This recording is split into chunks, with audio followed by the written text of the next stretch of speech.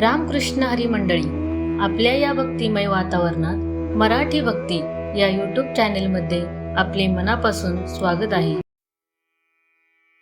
अथ गीताध्यानम्। ॐ हरिः ॐ श्रीगुरुभ्यो नमः। हरिः ॐ पार्थाय प्रतिबोधितां भगवता नारायणेन स्वयं व्यासेन ग्रथितां पुराणमुनिना मध्ये महाभारतम् अद्वैतामृतवर्षिणीं भगवतीम् अष्टादशाध्यायिनीम् अम्ब त्वामनुसन्दधामि भगवद्गीते भवद्वेषिणी।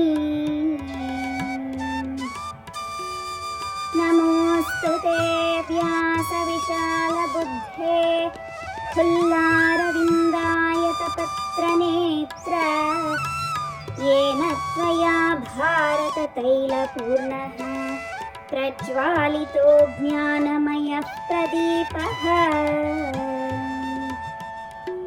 प्रपन्नपारिजाताय स्तोत्रवेत्रैकपाणये ज्ञानमुद्राय कृष्णाय गीतामृतदुहे नमः। सर्वोपनिषदो गावः दोग्धा गोपालनन्दनः पार्थो वत्सः सुधीर्भोक्ता दुग्धं गीतामृतं महत्। वसुदेवसुतं देवं कंसचाणूरमर्दनं देवकी परमानन्दं कृष्णं वन्दे जगद्गुरुम्।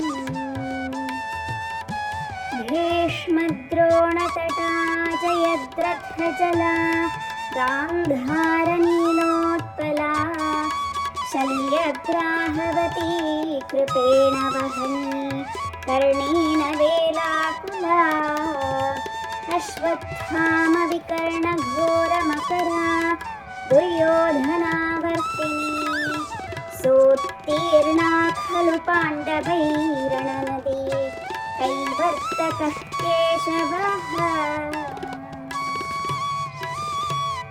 काराशर्यवचः सरोजममलं गीतार्थगन्धोत्कटं नानाख्यानककेसरं हरिकथा सम्बोधनाबोधितम्।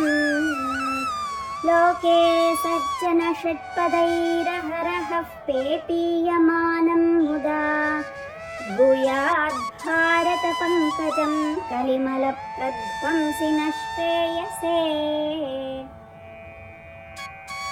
मूकं करोति वाचालं पङ्गुं लङ्घयते गिरिं यत्कृपातमहं वन्दे परमानन्दमाधवम्। यं ब्रह्मा वरुणेन्द्ररुद्रमरुतः स्तुन्वन्ति दिव्यैस्तवैः वेदैः साङ्गपदक्रमोपनिषदैः गायन्ति यं सामगाः। ध्यानावस्थिततद्गतेन मनसा पश्यन्ति यं योगिनः यस्यान्तन्न विदुःसुरासुरगणाः।